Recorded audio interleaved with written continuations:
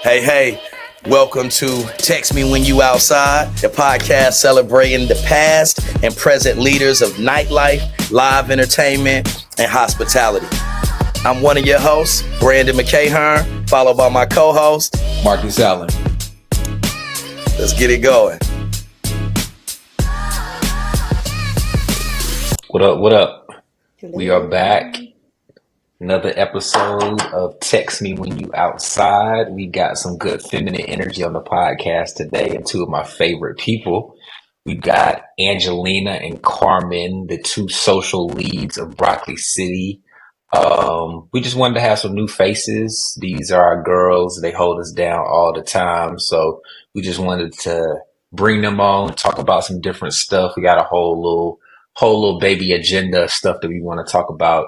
Girls, want y'all introduce yourselves, pop y'all shit, you know what I mean? I'm Carmen. I am Broccoli City's Director of Social, also born and raised in DC.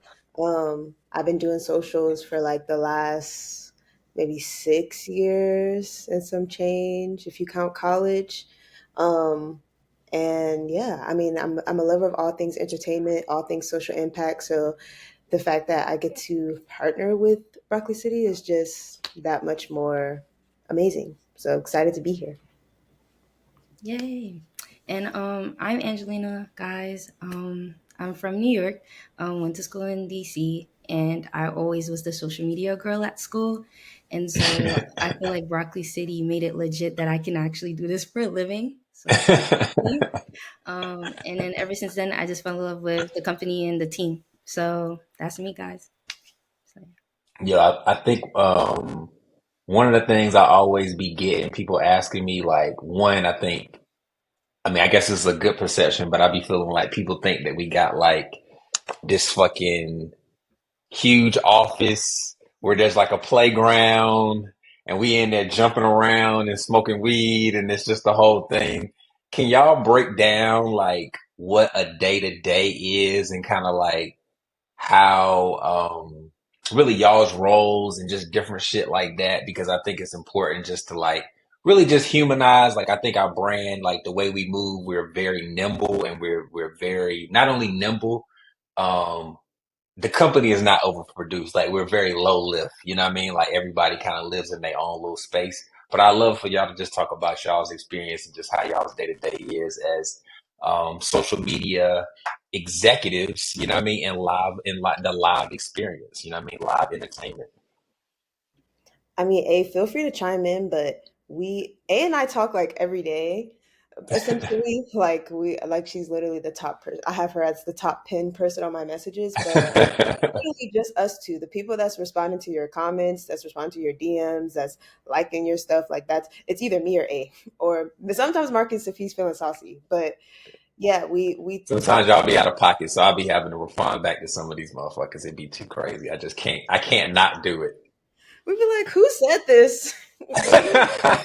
yeah. But yeah, I mean, we have an amazing group chat with like pretty much the core of Broccoli City where we're talking about things that's happening in culture in real time. And A is just a Swiss Army knife when it comes to like, hey, Carmen, like we need to be talking about this or we need to be posting about this. Like, do you think this is relevant? And so that's why we're talking every day because things are happening every day. And Broccoli City, we've always wanted to position it as more than a festival. So we're always trying to post about something that's happening in the world, that's happening in our city.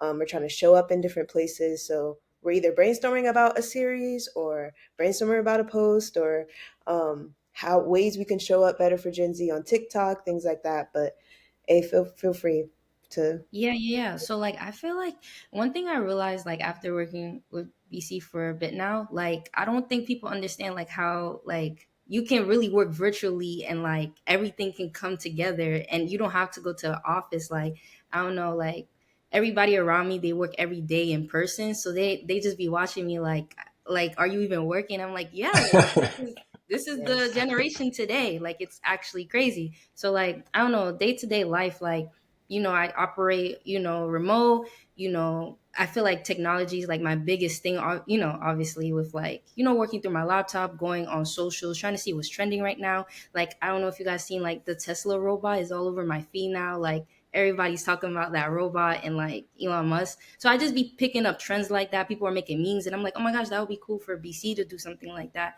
So I just feel like in a day to day routine, like I just feel like operate wherever I am as an office and just explore those. But tapping into what Carmen's saying, like, yeah, like I message and call Carmen like the most out of everyone for real.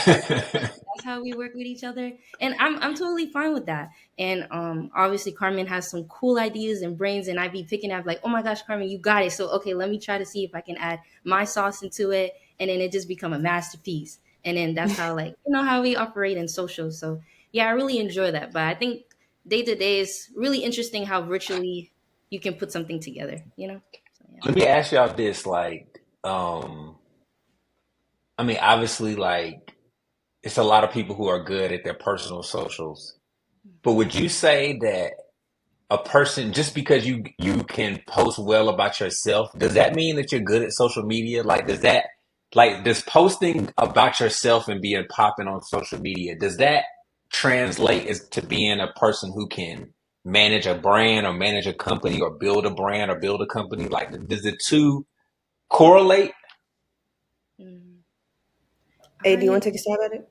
Yeah, like, recently, Marcus, I realized like a lot of people that I met as managers or even director of socials, like I'm talking about like big time companies, like they Sure. only have like 300 followers on Instagram. And I'm like, oh, wait, what? Like, I'm like, I would expect them to have more. Like, there's this lady I Mm, follow. She works for E News at NBC, and she literally has 300, and you work for E News. Like, you run that whole thing. Like, I don't know. It's just very surprising. And I think for me too, a lot of people said that I'm good at managing and helping other people's socials than I do for myself. So I was just mm. like, okay, like I see that perspective. Like, so I don't think so. I don't think you need a big followings from what I've seen to like manage socials and everything. So yeah. That's real shit. Yeah, that's real. What you feel I about, you think feel the way, see? Yeah, I think the only thing that proves is like you can create community for yourself. And most managers like don't have time to invest in themselves because like Mm, their goal is to get this brand to as big as it. And I always see like social media managers like you have to wear a certain hat. Like you have to be in a certain lane. There's a certain person that like has to be behind Broccoli City. You have to put on a certain hat. Like not every person can be like behind E News. Not every person can be behind Broccoli City. Like you have to be a specific person to understand like the language and the output for a brand. And sometimes like that's all of that energy for that brand. You don't have a lot of energy for yourself or even to figure out like what is my niche? How do I build a community? Because you're focused on like the page that you're managing. So Yeah. that would be my only 2 cents. no, I love that. I love that. I love that. Um, I was just gonna ask y'all some different shit. Like I know we got some good ass questions, but I'm just thinking about different stuff because Well, I'm curious because I never asked y'all this. Oh, what were you about to say? Eh? no, I was gonna ask you, Marcus, like how do you feel like as far as BC side, like how do you feel like socials grown since like when BC started to like now, you know? Yeah, it's crazy. So when we started, it wasn't really a social thing. It was a blog thing. So Oh. like you had to be on blogs, like, example blogs would have been like Bossip, which was a black blog at that time. Um, and when I say blog, what I mean, for the younger demo, like blog was basically just a website that had posts about different topics. You know what I mean? And so there would be music posts, there would be fashion blogs like Hot Snob Society, and you know what I mean? There was a bunch of different ones. Complex Media Group ultimately became a group because they acquired all these different blogs that targeted young young men. And so they had music blogs, fashion blogs. Mm, Um, they had, Complex that had like, the whole bathing suit and swimsuit kind of vibe. And so they had all these different types of websites and then they aggregated them together, which made Complex Media. mm, Um, what was interesting about that, though, the reason why I bring up blogs is that when Brandon moved to LA, and the reason why Broccoli City even started was that he was in LA at the start of like all the streetwear fashion that was kind of getting going. And so those brands were really dominating the blog era. They were dominating the blog space. All the rappers were wearing, um, they were wearing all this stuff. And so like, that's what you were seeing. So we were inspired by that. But what was great was that Brandon was in LA and most of these blog people were in the creators of the blogs were in LA or New York. So by me being in LA and we started Broccoli City actually in LA, it was people on the East Coast were seeing Broccoli City. So there was like a network effect of people knowing that Broccoli City existed by us being on these different blogs. Like we would have little parties, we would have different stuff. These bloggers would come to our events, they would post pictures, they would have different stuff. And so it was like, that was like how the social media was kind of starting, was through the blog thing. I think the social media shit really became a thing,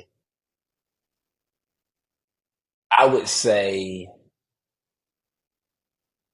I mean, like, even in 2016, that shit still wasn't. I mean, like, Instagram was like, you could only post a picture. You know what I'm saying? It was like, it was no videos. The shit was still kind of janky. Facebook, though, was really the thing for sure. Like, Facebook was like, that thing was active on that motherfucker. You know what I mean? So like Facebook for sure.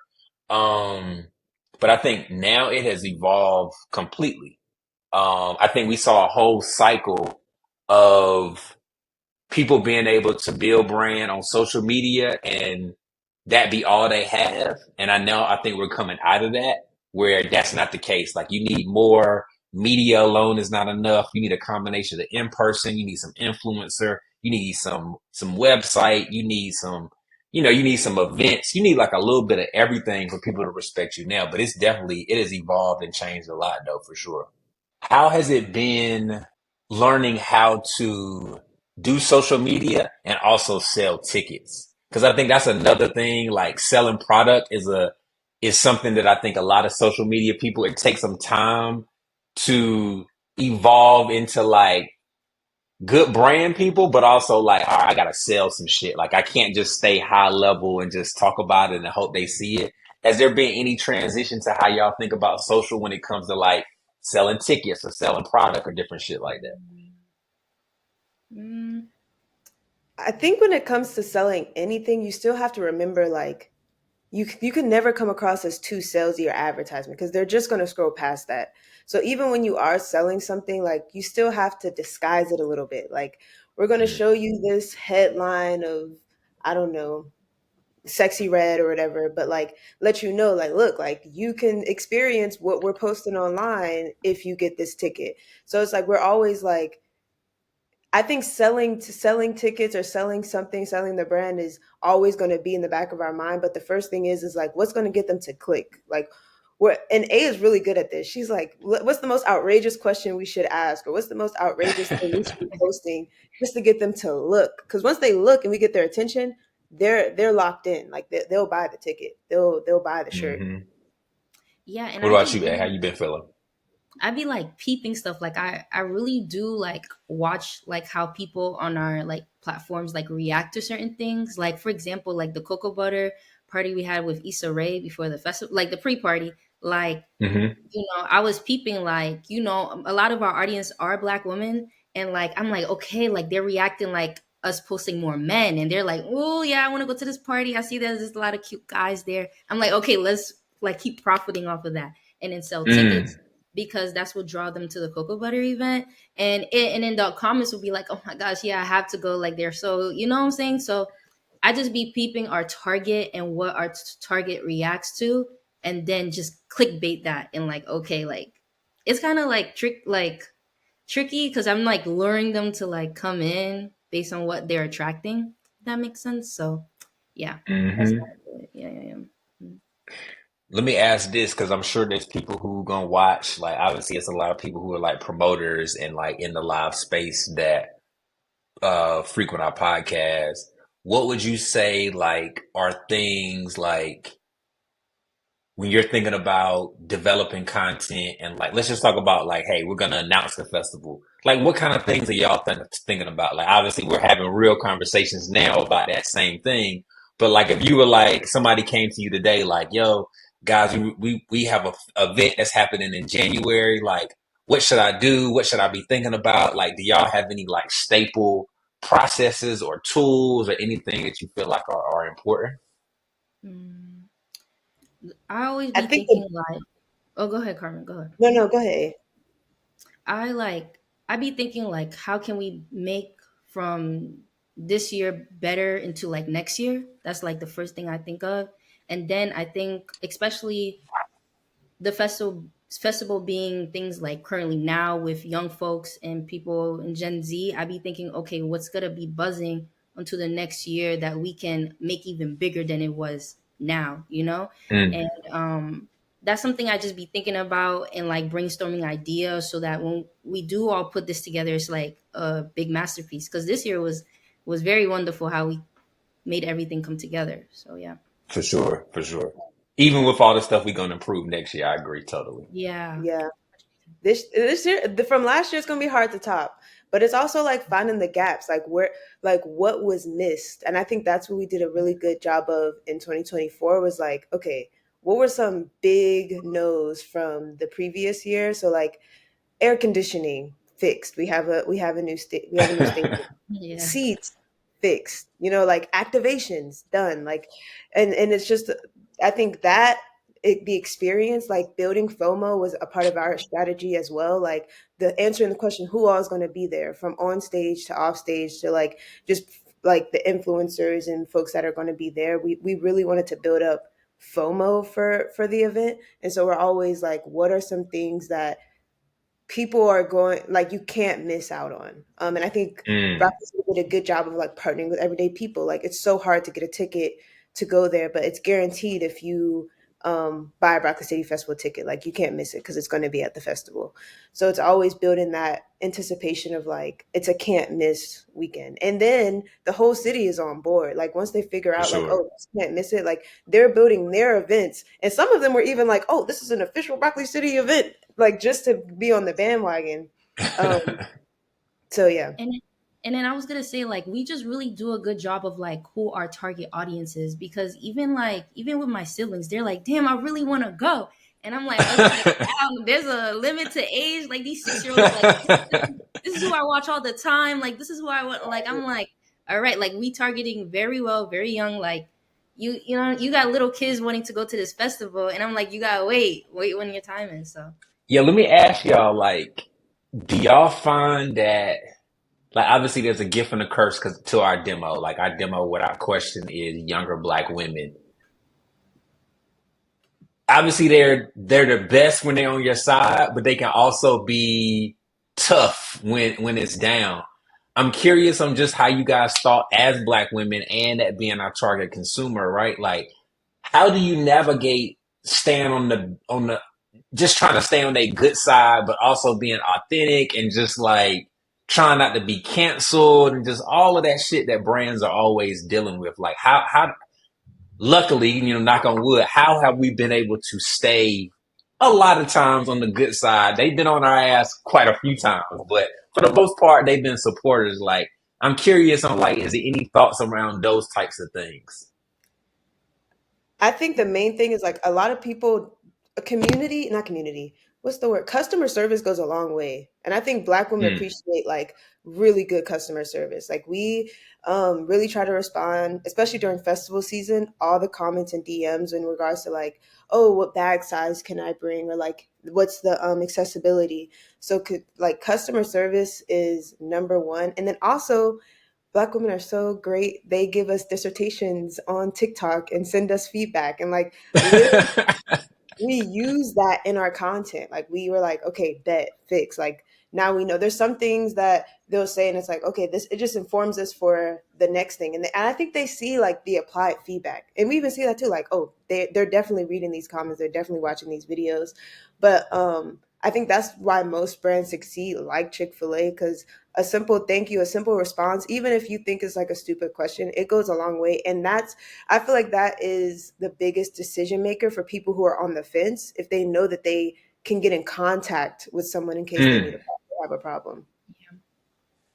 No, I agree. I agree with Carmen. It, to me personally, I think my experience has been the opposite. Like, I feel like it's difficult, like when it comes to communication with Black men. I feel like because I'm Black Mm. and I'm a young Black woman, it's just I feel like that's what I learned in VC, like how to stay firm, and then and I'm also from New York, so I just feel like sometimes I just be blunt, and sometimes blunt can be like whoa to other. Consider rude. Yeah, yeah, I yeah, don't know. yeah. Carmen is way better with communicating when it comes to like feedback and like comments.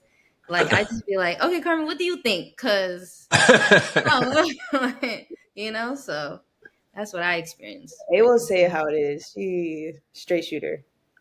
Yeah. Yeah, I mean, I be feeling the same way as A sometimes. Like, yeah, y'all on these comments and these DMs, y'all are playing it here. Like, y'all got to stop. Hmm. Um, I was gonna ask this too, like, going back to just like personal social versus brand social. Is there like a career path if somebody wants to get into social media? Like, have y'all seen from different people that y'all know, yourselves, or just like different folks that you may come across in the industry? Do you think it's a career path that can lead you to being good at social media? Hmm. Hmm. That's a really good question. I Yeah. mean, are you saying like social media as a career, or is there Yeah, something like else? if Yeah, I mean, because I find that people, especially younger people, like I feel like the fact that they're always on social media, the thought is that they can just do it like as a job. You know what I mean? And so I think a lot of times there's a little bit of naivety. Was that the word? Naivete, whatever the word is. They're naive, right? Yeah. To thinking that just because they're on social media all the time, that they can just jump in and just manage a brand. You know what I mean? And I mean, I see it on the backside on just how many different tools and just y'all's planning and your calendars and all of that kind of stuff. And I'm just like, even when we think about interns, I'm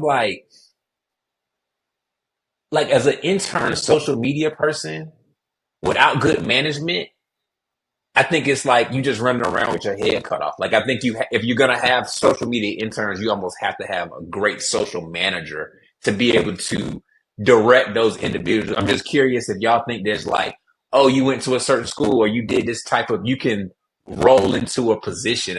I don't know. I just don't. I think it's a very unique role that's just not fitting for everybody. Not all social media managers are like created equal. Like some social media managers are really good at copy, like while others, like for example, A is really good at like, Carmen, here's what's happening in culture, here's how we should apply it. And then there's others that's like really good video editors, others that are like they lean Mm, more into graphics. So I think it's really finding like what kind of social media manager are you, and then find the team that can fill in those gaps. But got you. I don't think That's it's actually something. really good though. That's a good call out though, Carmen. I think what you're saying is that people aren't honest with themselves and their skill set so that they can pull a team around them to be successful more than anything. Yes, Yeah. yes. Because I've never met a social media manager that's just like me. They might lean more so like, oh, I'm really good at creating like carousel posts, but like we're particularly for Berkeley City, like we lean more video. So we're always going to be like, okay, how can we turn this into a video? Because we know that like those are going to garner more views and more reach. I don't think it's Love something that. you stumble into. It has to be something that's like, okay, what am I good at, and then how can I like use my skills to help this brand? And even then, like you not one person can do it all. Like there's not a I mean you can, but it's not gonna work as well as you think it is. Yeah. And even in school, like I feel like people can like go to school, learn a lot, and then become something in socials because in school, like I was always learn how to video edit in all like platforms like Final Cut Pro, Adobe Premiere, like everything. And then with journalism aspects, like they always taught us like how to clickbait, like how to use Mm, words and stuff and videos and stuff to draw attention to the audience and stuff like that. So all those elements and tapped into marketing too, for consumers. Like I don't, those all can build up and then make a career in socials today. But I think when it comes to like somebody doing their own socials and then doing it for a brand, like I think one thing about me is when you tell me what you want your brand to look like, it's so easy for me to follow that path because it's very niche and specific. Then like somebody else who's trying to do socials by themselves because they're trying to figure out who they are and what they can do in socials for themselves, mm. and it's just a lot. But I feel like that's why I can't do socials for myself right now, because it's easy with BC. I know your mission, I know your statement and what you want to like convey. So I'm like, okay, boom. So let me just up, you know? So yeah. So that's Nah, mine. that's great though. That's great. Yo, is it other stuff that y'all feel like that other people who looking to be in social media, and even like from conversations that y'all have had, I'm sure that when y'all are out and about and people are like, you tell them what you do and you like, oh, I manage a Broccoli City. I'm sure people is always asking y'all for positions and how do I get a job? And I'm just curious on like, what advice do y'all give people about how to even get in a position to like get into social media management and just get into social media? Like, cause I just feel like it's not an easy, to me as a person who does hiring, it's a hard role, at least in my experience, it's a very hard role to interview and to hire, because I feel like y'all, like you guys, and I mean you guys as like your type of individual, y'all are so good at like selling yourselves from a brand perspective that y'all all know how to look good on paper. But it's like you can't know what they are until you hire them, and then you find out what it is. Like you were saying, Carmen, like, oh, they're actually just a good editor. They're not really a social media manager. They actually just know how to edit video good, or they actually just know how to copyright good. And I'm just curious, like, what kind of advice do y'all give different people on like kind of like how to get into the industry? I feel like if you're young, it doesn't necessarily mean like you have to manage your brand. I think you should start off with like mock-ups. Like a lot of people would do, oh, if I was the Broccoli City manager, this is what I would do. And like they put in a portfolio. So now it's like you didn't manage the brand, but you have proof of concept. A lot of people, a lot of brands, organizations, people who are hiring want to just see proof of concept ideas. A lot of people are getting a lot of brand deals and things just because they have an idea. Um, Even on TikTok, like people who want to do campaign work, they're always like, "Oh, if I was Coca-Cola's chief brand marketer, this is what I would do." So I think a lot of people, you don't have to do as much as you think. You can start off Mm. with just your own ideas. And if you do want to start in it, I would like consider local. Everybody has a social media. Every restaurant, every realtor, every banker. So it's like you don't have to start immediately at BET. Like you can start at your local radio station and see like what programs or internships, and you might find out that their social media is trash and they actually need somebody. So I always start there. Like when I'm walking past DC and like I see brick and mortars, I'm always looking at their social media like, oh, I wonder how they are digitally. Like clearly they have Mm. capital to be on North Capitol Street, but what's their socials doing? And then there's a gap right there that you just filled. That's great. That's actually a bar. That's great, Carmen. I love that. What you Yeah. think, eh? I'm sure people be asking you all the time, like, yo, how Yeah. can I get a job? You know what I mean? Yeah, they do. And like that's why I'm not gonna say, oh, like, yeah, I'm BC, like I'm just gonna say I work in socials, that's all, and not mention the company. But I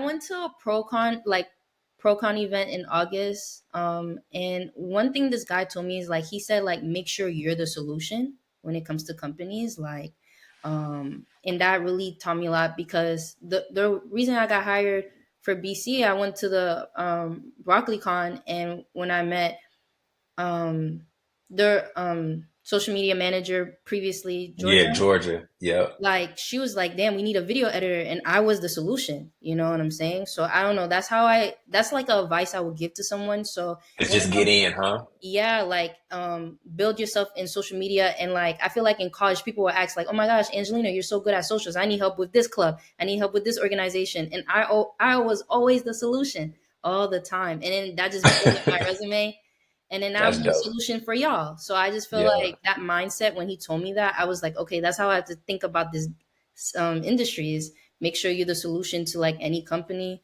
or brand. Like, I'm pretty Nah, sure that's you have to that's be that's responsible. another bar. Y'all are in y'all's bag because um similarly, like I watch a bunch of podcasts, read a bunch of books and shit, or listen to a bunch of books. But people lose sight of adding value on paper. Like, you know what I mean? Like at the end of the day, it's like sometimes people overvalue like aesthetic and overvalue like relationships, and maybe even their past. And I think at the end of the day, sometimes like being good at a particular task and true skills pay the bills. You know what I'm saying? Like sometimes you got to just be able to say, I edit video good. You know what I'm saying? Like, don't hit me with the bullshit. Don't tell me you got a bunch of followers. I edit video good. You know what I'm saying? And that's like, okay, cool. I know how to use you. You know what I'm saying? Cause you hit somebody with the, yo, I'm a great creator. Ooh, what the fuck does that mean? Like, do you edit? Do you shoot photos? Can you use Photoshop? Like, what is it that you do? And I find that so many people don't want to limit themselves as a creator. In their mind, if I limit myself to a video editor or to a great photographer, or maybe I just am really good at Photoshop, or maybe I'm good at like posting TikTok, nobody wants to be limited to one of those skills. And I think they generalize themselves too much, where when a person like me gets the resume or has the conversation, I'm like, I really don't know what you're actually good at, really good, because you mask it as something that you're good at everything. And I'm like, well, damn, like, what the fuck is it? You know what I mean? And so I think y'all both hit very, very, very, very important points that people gotta like show themselves as being an expert at something and then highlight the other things. You know what I mean? Mm-hmm. Yeah, I'm glad you said that. There's a girl I saw on LinkedIn. She was the social media manager for Chipotle, and now she's like the senior brand campaign manager for Elf. Now, how that Mm. jump, I have no idea, but she was able to have like some proof of concept that she can take a brand and like being able to say that you can grow a brand from 100 to 150K. Like a lot of businesses need those numbers. They need to tell investors like we have 200,000 people online invested in us. Our Mm. engagement rate is so even being able to have the ability to say I've helped grow a page can transport you to another, executive level or wherever you want to go. Like a lot of people underestimate like the power of social media. The fact that you can be a social media manager for a major chain and then go to senior brand manager for a Fortune 500, like it's all in the numbers, and that's what social media is. It's a numbers game. So the fact that you can prove that you grow a community means a lot to big people. For Mhm. sure. Um, as like a follow up to that, I'm curious, like, what are like y'all's top 3 to 5 just favorite brands, like live, beauty, sneakers, shoes, fashion? Like, I'm just curious, like, what from a aesthetic standpoint, you like, yo, I fucking love these brands. Like, this, I Mm, fuck with them. mm. That's a good question. Mm, like it's crazy to say, but I like how Polo does their social media a lot. I Mm. I don't Just know the why. main polo page, the main Ralph Lauren page. Yeah, like they just very strategic of like who they choose and how they operate and like how to convey it to like their audience in a way. Even people who don't wear polo, they'll just be watching because they're just entertained how they lure people in. Mm. And I don't know why I like it. I just like how clean and like professional but precise it is. Um, because they don't do too much to get people attention, but they do it Right. well. Like they do it well enough where it's just like, oh my gosh, they're so classy, elegant, but it's still entertaining where you still watch. So Mm. Polo, I love Complex, and then I think my third one, damn, Really, I'm surprised you like complex. I mean, because I mean, I guess it's a little bit more.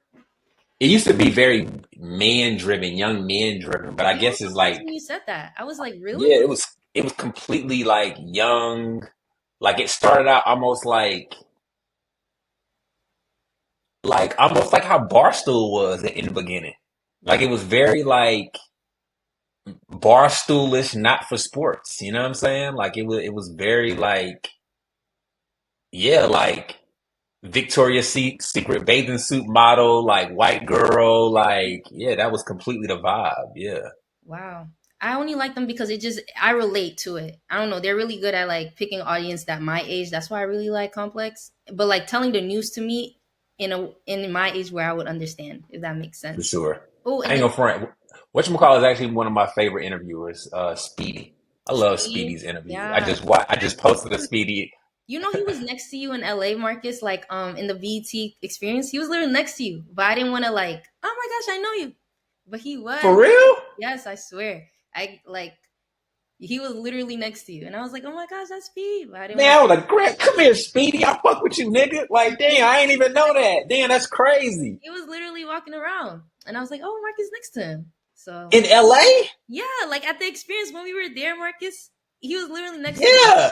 But like, Damn, that's crazy. I didn't even peep. That's how y'all know this shit do not be meaning nothing to me. Like, yeah. I be an aloof, you know what I mean? Like, but I fuck with Speedy hard though. I like Cuz a lot. And you know how I knew you weren't like, because when I see you around celebrities, you don't do too much. I'm like, okay, maybe Marcus is not like, he You won't be say anything. so unfazed.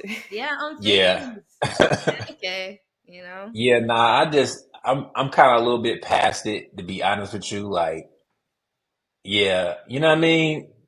When you see, because when you get a chance to see a lot of sides of it, the good, the bad, the behind the scenes, you see people when they got to take their hair down, you just realize, like, at the end of the day, they just was lucky But is there one more than person you'll anything. go crazy, Marcus? Like, Mm, not go crazy, but like, I ain't gonna bullshit you. Um, like recently, like getting a chance to engage with like Rich Paul and just like his connection points and seeing how he moves, like he's an ill nigga. Like Rich Paul, like the way he like can move in white rich spaces, like you know what I mean? Like, also be urban, pop shit, nigga shit, like white shit, like, and know a little stuff. Like, I admire people being able to move in all rooms. You know what I mean? Like, to me, that's like skillful, where you like, he feels comfortable and looks comfortable in all spaces. To me, that type of shit really gets me going and seeing shit like that. You know what I mean? But from a celebrity standpoint, yeah, I don't even know. Like, I mean, he is big up there, so he is a celebrity. Yeah. yeah, I mean, but like, I actually never been close to Beyonce, so I ain't gonna, you know what I mean? Maybe I would act different if I was close to Beyonce, but I'm probably just gonna want to talk to her. I just need to, you know what I mean? Let me just say a few words, but I ain't about to do nothing crazy. Crazy. Mm. What about y'all? No, actually, hold up, before you do that, let me hear your brands. See, like what brands you like? Besides Broccoli City, because I do think we're up there.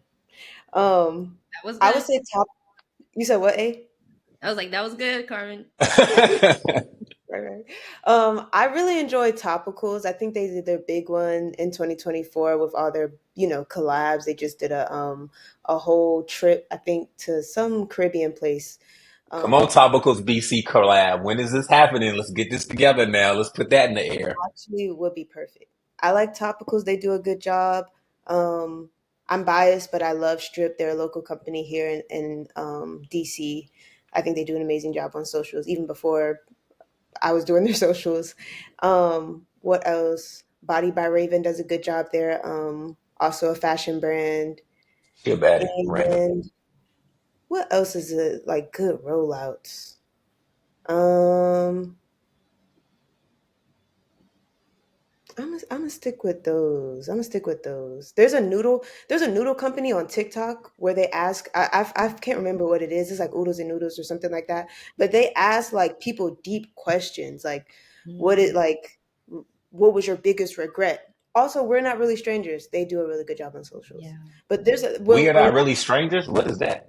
we're not really strangers is a game to like it's like a game for friends or even people that you're strangers with, but you basically through a series of questions that you ask out of a box, you find out that you're closer to people than you think. But their socials is all about like getting people connected, getting you to ask the deeper questions. um, they do like billboards and stuff like that, but I like their socials. They're really like uplifting. That's hard. That's hard. I could talk for days on like brands and shit. I'm trying Like, to think wait, I was what gonna you about to say? ask Marcus, like, how important is like brands are for social media? Because I feel like coming to BC, you made me realize like social media are key for brands. Like you made me realize you can really profit a lot from just socials when it comes to brands. But do you see it in the future being like a big thing, like the way it is I mean, now? I think it is. I mean, I think like the example around topicals. Their brand is 100% built off of social. And it's like the Mhm. feeling of it, who it's for, the you know what I mean, like the fabric of it. Like I feel like they tell their exact story through social media. So I mean it's obviously super important. I mean, I think our world is unique because, not only are we live, like we do live event shit, but we're not trying to be a brand that is looked at as just as a single or 1 to 2 day event every year. Like we want to be viewed as a brand that is evolving, where you can buy some merch. You can, we got nonprofit stuff where you can collaborate with us in the community. So like, I think our situation, I find that our brand shit is a little bit tougher because there's not a lot of brands that do multiple different things. Like if you think about companies that do really good at live, they usually don't have they have great rollouts and can sell tickets, but if you look at their social media throughout the year, most of the time it's trash. You know what I mean? And we were like that for a while, where it'd be like, oh, that's a great flyer. That's a great announcement for the event. But then it's like events over, social media just fucking dies. You know what I'm saying? And I think I learned that at the end of the day, like your consumer loses track of you if you don't keep engaged. One thing I'm sure y'all tracking this, but this is the first year post festival that our social media, we have not lost any followers. You know what I'm saying? Like we may have lost some followers, but we're continuing to gain some. So it ends up being flat. Like we're still at the same level as we were when the festival ended. Usually, I mean, you lose, 5 to 10% of your followers because they just followed you to get information around the event, and now they like, yo, moving on. You know what I mean? And so I think that that's a testament to y'all more than anything, and just being consistent, and looking at you guys is not just a marketing function to sell tickets for a few months out of the year, but really like an important part of how people connect with you throughout the year. You know what I mean? And so, I think it's very important to just keep that shit going. Like I don't think you can cut it off anymore. Mhm. So it's like switching gears. Like obviously this is an important year, election year. Um, what is you guys' thoughts around social and the election? Kamala's obviously being very aggressive. They doing some very unique things. They did the 12 balloon campaign. I'm just curious on like what are y'all's thoughts on usage of social? Does that resonate? I mean, does that mean anything to y'all? You know what I mean? If you were on the fence with, do you see that swaying anybody? I'm not gonna give my opinion. I'm gonna let y'all speak. But I'd love to get y'all's thoughts on that. Like, what do y'all think? Hmm. I it's funny with like I just literally watched it before like the podcast, so that's crazy that you mentioned it. That was gonna be the third brand that I admire is like specifically like their TikTok. Their TikTok is so key, Marcus, because they Who hit Kamala's TikTok? yeah, they're the trends, like Really? every trend from every week, they're just hitting the nail of like what can keep you entertained, even with the sound, because TikToks have like new sounds all the time. Like they always try to flip it in a political way for a column, and I think it does really well. What I'll say about their socials is that their socials is good to keep you entertained about her as a person, but it's not to me personally, I don't think their socials hot take tells me more about what she will do if she becomes president, but instead just hits the trends. Mm. I hope that makes sense. Like, I feel like I learn more from like Democrat TikTokers who like talk about this all the time. Even like the what was it, Carmen? The Jubilee election. Like, you remember Oh, like Jubilee. Yeah. they have popular TikTokers come in who support Kamala or who supports Donald Trump and talk about issues and etc. Um, and I get more information about that when it comes to like the election than I do with her socials. Though. That's great. That's a great point. What about you, C? What you think? I feel like this is where me and A like our ages show, but I'm not trying to see my future president like with Usher doing trend. Like I'm just not doing that. I need to know, what are you about to do about this housing crisis? What are you about to do about I don't why do you even have time to do a TikTok dance? Like, why do you have time to do these trends? Which I think is cool Mm. for like Gen Z, Gen Alpha, people who are excited to like get their nose into politics. Wait, But hold, real quick. Gen Alpha? What's that? Yeah. that's the generation. Like, I think your girls would be considered Gen Alpha. Like, Mm-hmm. we're Gen Z, the generation below us is Gen Alpha. So think like Got Northwest. you. Northwest is Gen Alpha. All of the Kardashian children are Gen Alpha.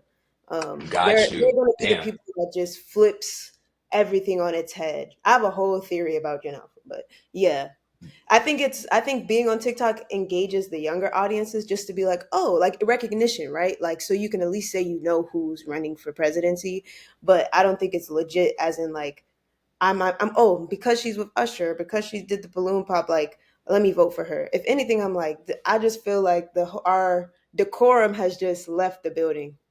I'm I'm I'm with you on this one, CC. Like I understand what A is saying, but I'm still there's just a certain level of substance and like professionalism that I just don't want to cross. You know what I'm saying?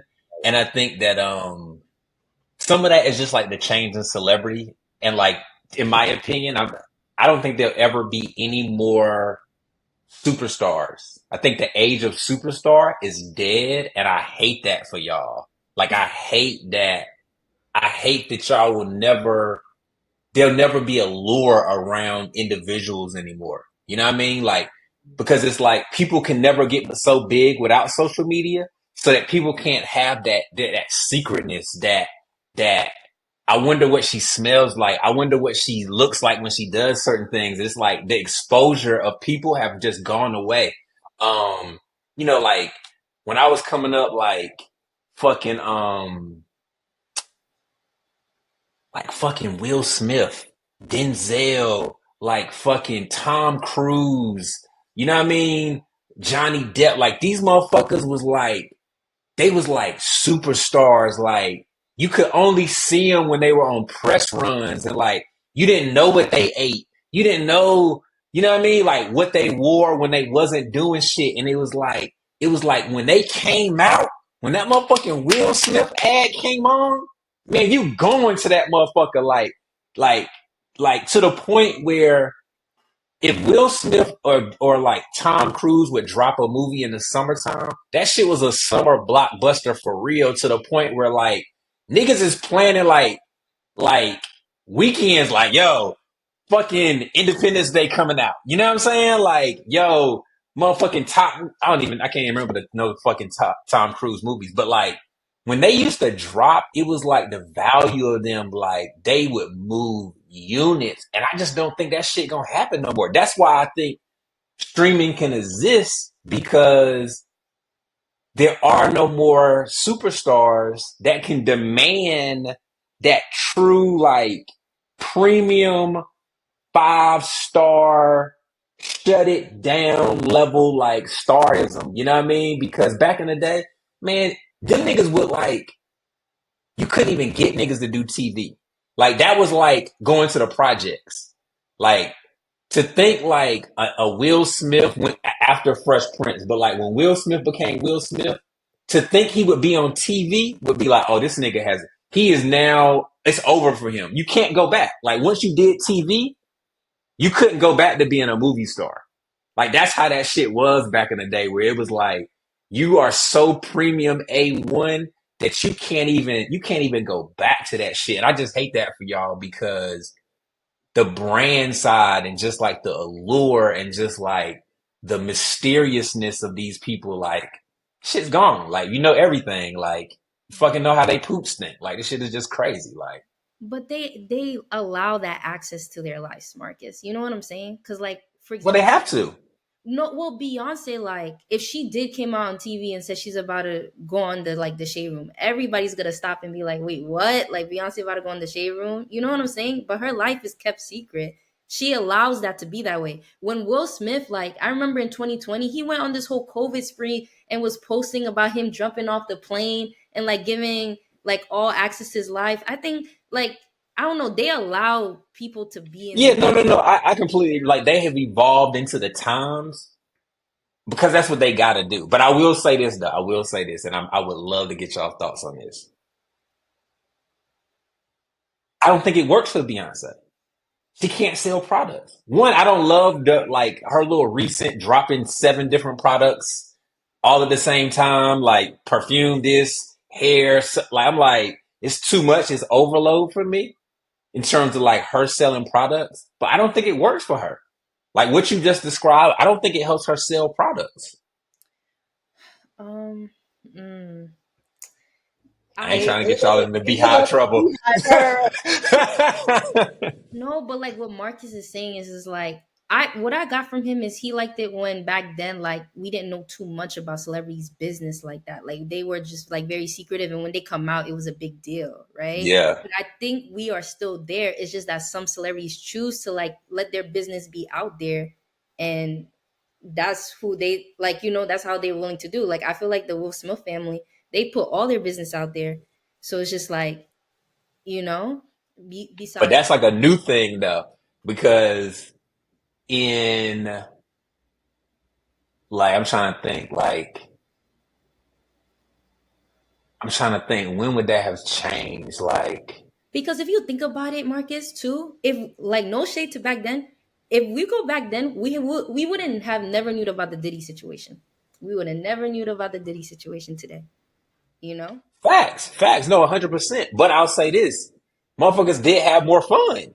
The Diddy situation was the extreme, but if you calm it down like 3 tier from that, yo, there was a lot of fun that got had because you didn't have to worry about all that you got to worry about now. Like now, like motherfucker had a camera out on your ass. You know what I'm saying? Like you can't even really genuinely just have a good time because you might just be in the background of somebody. It may not even be your people. You may just be in the background of somebody shooting a video. Like Yeah. then shit. I mean, You do have a point about that. Carmen sent me this video. Like, I feel like we both sent Carmen. Like, but it was like this lady who she was doing socials at the Wireless Festival, and she record the celebrities like behind the scenes, and they will give her a look like, "Why are you recording me?"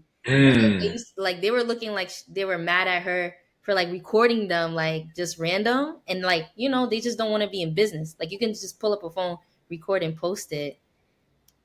So they you ain't really gonna front. yeah, She they was don't. wild times. Wild Yeah. times. What I will say about brands and celebrities and them starting their own brands, it has to make sense. Like, I feel like Beyonce's gonna have her core, but I feel like I'm gonna switch pivots to Rihanna real quick, just because I feel like it's more relevant. But she just dropped her hair care line, but I feel like it would have been so much better instead of like hair care if she would have just posted wigs. Because when was the last time we've seen Rihanna's natural hair, other than the one time when she went? Mm. So Yeah. it's like I feel like when it comes to these celebrities like launching brands, it has to make sense to like who they are. Rihanna's known for dyeing her wigs, dyeing her, shaving her head. Like I would have loved to see her come out with just a wig collection, and that would have blew up. What celebrities blew up? Mm. Nobody. Yeah. And I I bet you think it's a margin thing just from a business perspective, because that's a great point. I bet you there's something from like a margin or a revenue, or is it like, is it inclusive to like white people, black people? Maybe that's what it is. I don't know though. You know what I mean? Maybe it's just the business can't be big enough. But that is interesting because you're right though. Yeah. that's true. And I noticed that with Beyonce, Sacred is supposed to be for all hair textures. And that's what's hesitant for me to buy it because I'm like, I'm not all hair textures. Like I need something that's for kinky, coarse hair. So I'm not rushing to get Sacred for that reason. Mm. During like the preparations for the festival, like I was talking to Carmen about like the different departments in BC, like as far as like the human body, like who's the brain, who's the heart, and like you know what I'm saying. And I always wanted to know what you think of it because I personally think that socials are the heart of BC.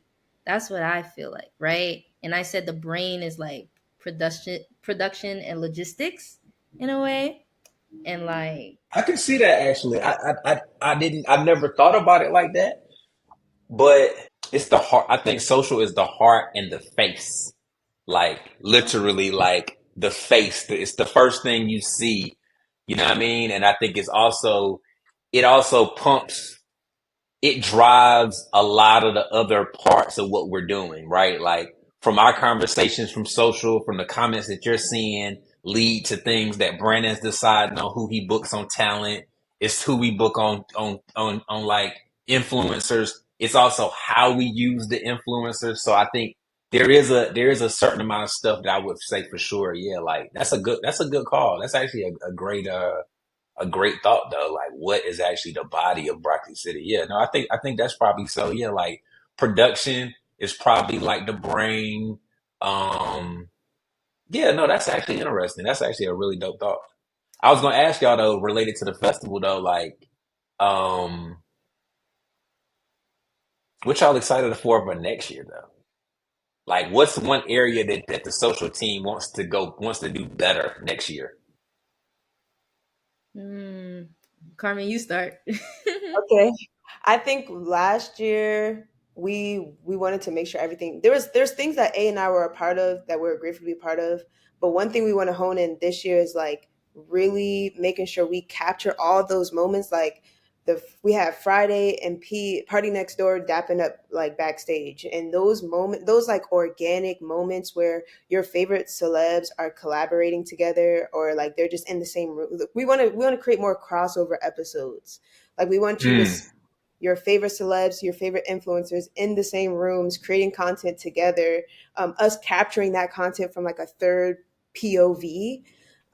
And so just be more so like, oh, they got cameras everywhere. Like when you're on your socials, like you almost feel like you're backstage with us or you're, at the different experiences with us. I think that's one thing we definitely want to like double down on this year. that's dope. I love that. um, so Carmen's talking about like what's gonna happen like during the festival at the festival, but I think what I'm really excited and really excited to like work on is like the launch of the festival and the rollout. Like Mhm. I really Mm, want to make sure we make the biggest noise. Like I want, obviously people do talk about this every time we launch, but I just want it to go like just crazy. Like for I don't sure. know, like I ain't gonna front. I be feeling like, and I could be jaded, but I be watching other people's events, especially on the urban side. I be feeling like that we be continuing the energy good. Like I feel like we don't just fall off. Like I feel like we be kind of like it'd be like a steady grind. You know what I mean? Like we just get better and better and better and better. And I love that because I be feeling like not all brands are able to keep the energy going and be able to keep a valid conversation where it doesn't feel like you're just trying to keep selling tickets. Like I feel like we go days and days and weeks without ever like see Lincoln vibe. You know what I'm saying? Like it's just always about just good content and good quality branding. Who's y'all? If y'all had the budget and you could do whatever, who's y'all's top two, three headliners? Like yo, what's y'all shit looking like? Carmen, you go first because I feel like I already. No budget. See, I'm an R&B girly, so I feel like all of my picks will be budget friendly. So I really love Kaylani. Would love to see her. She's on tour right now. For all of my, I think for the rappers in the room, I'd go Future. Definitely think we need Future on this side of the world. And if I could do a third, we gotta bring Jasmine back. We gotta bring Jasmine back for the culture. For the culture. I'm a huge OVO fan, so everybody in OVO. We already have party, so that already made my day. Like, oh my, like when we have party markets, you don't understand. Like, I was just like, thank God. Like, I was flexing so hard, but I was flexing so hard. But what you call it? So him again, Drake. Please, like, I know. We don't put Drake offers out there. Just so y'all know, we have put Drake Really, yeah, offers out bro. there. Okay, okay. Not this year. We haven't put one out there this year just because, yeah, we know it's going to be a tough one to get on this year. But last year we did put an offer in for him. Really, damn. Oh my gosh. Ugh. And they never say no, they just don't say nothing. Mm. Okay, okay, okay. Well, Drake, I don't know. If we had Drake, yeah, Marcus, I'll go crazy. I had to control. I had to control myself when I was recording Party Next Door. Like I don't know, as I was recording. So like, yeah, that will be like no budget, and then I'll probably add Nicki. Like because I really do like them. Mm. Like Nicki will go crazy. Damn, I'm not being like So Drake a Drake Nicki headline. Ooh, Bring you back niggas jinxed up. 2016. Thank that's you. hard. Yeah, that would go crazy though. That would go crazy. No, that would go crazy. I actually fuck with Nicki like um where did I see Nicki at? Did I see Nicki at Dreamville? Yeah, I saw her at Dreamville. It was cool. It was the energy of the crowd wasn't really on it crazy. Really? That's not Um okay.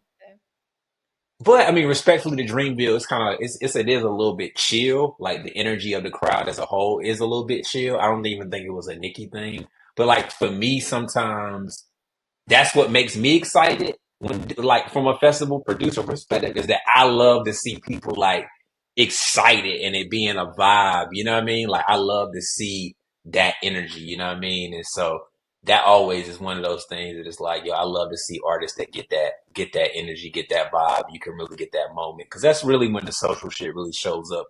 The best is when like you can catch people just genuinely just having a fucking good time. You know what I mean? Did you like Party Set like at the festival this year? I did. I did like Party Set. Sometimes I'd be like, and this is just me keeping it real. Sometimes I'd be like, I be feeling like that motherfuckers really don't be deserving. Not deserving. That's not the right word. But a 50-minute, hour-long set it's a good amount of time. You know what I mean? And I be feeling like that party has a lot of like B-side cuts where it's like they banging songs, but they're not songs that a lot of people know.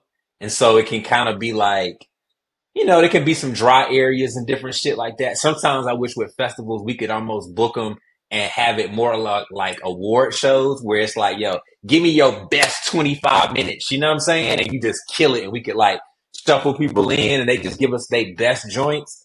But I don't mind it. I don't mind it. I thought this shit was good. Who would be like, oh, Dead or Alive, Dead or Alive, a headliner you would want to see with no budget? Mm. Dead or Alive is a good question. That's a good one. Mm. That's a great one. I know it was hard because I'm like, if I say Alive, I feel like I know what you would say, but I mean, I ain't gonna front. If I could do whatever I want, I would book Kendrick and Drake would you? back to back days. That's wild. Just because I know it would shut the internet down. You know what I'm saying? Like I'm just in my sales mode. Like that would go Yeah. crazy. That would shut the internet down, but then you cause it We a tried. I don't know. Do we ever tell y'all? Because me and B be having so many conversations in private that we don't be wanting to tell y'all some stuff because it might not happen. But Mhm. we definitely tried to get Nicki and Cardi last year. Really? Yes. That would have went We crazy. definitely tried to get them on back to back days. Definitely tried it. Obviously, the challenge was like who was gonna be on the first day, and it was gonna be a whole lot of shit with it. But no, we definitely tried that. Who are just some other names that would go crazy though? Wait, but Marcus, on that point, you and B keep cooking with that because I'm thinking social side. Carmen and I can really spice that up even more and really amp that up. So that would be cool, like Nah, as y'all know, we talk about this shit all the time. Like, we have to be so much more strategic than just booking talent. It is like in 2025, it is so much more than just putting your favorite artist. Matter of fact, right before y'all call, crazy ass Merlin is on the phone with me talking about why don't we book Burner Boy? I love Burner. I love Burner. But if you're asking me, do I want Burner for 2025 festival just with the climate and just how everything is moving? Nah, I'm cool on Burner. Like I'm gonna listen to Burner in the car, but I don't know if I want to invest a headline slot for Burner right now. You know what I mean? That may change. You know what I'm saying? Like that could change over the next couple months. But like right now, it's like yeah. you have to be so much. People have to really want to see the people, like see the person so much for them to want to like pay the money now. Like it's just not enough. Like they just rather just listen to them or maybe go to their tour. That is true. That is true. That's a good And he was popping Burner is still always he is somebody that deserves the headliner position, but For I don't think sure. he's trending as or right now as for. Exactly. It's just his Exactly. moment. Yeah. I guess in Brandon's world, he would be off cycle. That's like Mm, the term. Like he's off cycle. Oh, that's yeah. what I say. Okay, yeah, he's off Yeah. cycle. Shout out Burner. Yeah. That'll be. Yeah, but if But that was a good idea, Kendrick versus Drake, that would have been tough. That That would would have have been went yeah, that should have crazy. been crazy. That should have been crazy. So like I like shit like that. I mean, Beyonce never gonna do no festival. Rihanna would be crazy. Like that right there, yeah, Rihanna would be crazy. Rihanna would be crazy. There was a point in time I thought I was gonna bag Rihanna. In my mind, I thought I was gonna see her out, and I had this whole plan. I was gonna holler at her, and we was just gonna be together. You know what I mean? But nothing happened. Oh, You know what I really, mean? Rihanna? It just, I'm weak, Marcus. it's just That'll do it. Well, my generation is like, if they get Duke Dennis, oh, we're done. But yo, the it'll work Yo, out. the Duke Dennis experience went really good. Like, it went good. They had a good time. Like, obviously, we could do better in terms of how we use Cuz, but I feel like we got some ideas on how to not just use Duke and to also like figure out how do we get the whole amp thing, the whole amp team involved, the whole influencer thing. Like, that's a whole. Maybe we can talk about that the next combo. Like, we can talk about Yeah, because where we they're at in the important process. too. They're important too. They're super important. Honestly, like. They becoming very important. Like they're Yeah. important. Like people want to see people. Like that's a thing now for sure. Yeah. Carmen, at the festival, when you saw Duke walking with his security, do you feel like he needed more security? You know what I'm saying? I mean, he had a lot of security around him, but the crowd that was following him to get to the section that he was at, it was insane. Like you would have thought it was Beyonce. Like it was, and That's hard. he was I eating up. love that. I love that because you know what it is? The reason why I love that is because for a lot of these guys and girls, they're so popping digitally. You don't get to feel that love. It ain't nothing like that love in person. I don't give a fuck how many streams you got, how many people watching this shit. That love in person, that's a different kind of love. You know what I mean? And he definitely felt that shit. You know what I mean? Like, I love that. I love that for him. Because guess what he telling all the homies? But come to Bruh, Brock. gotta come to Broadway City. You know what I'm saying? Like, but this is great though. Thank you, Signing Mark. out. You know what I mean? Follow us. Follow y'all. We'll put y'all's social handles so they can follow y'all's personal pages and all that stuff. But now this is great though. Another episode of Text Me When You Outside. We be back soon. Holla. Bye, guys. Bye.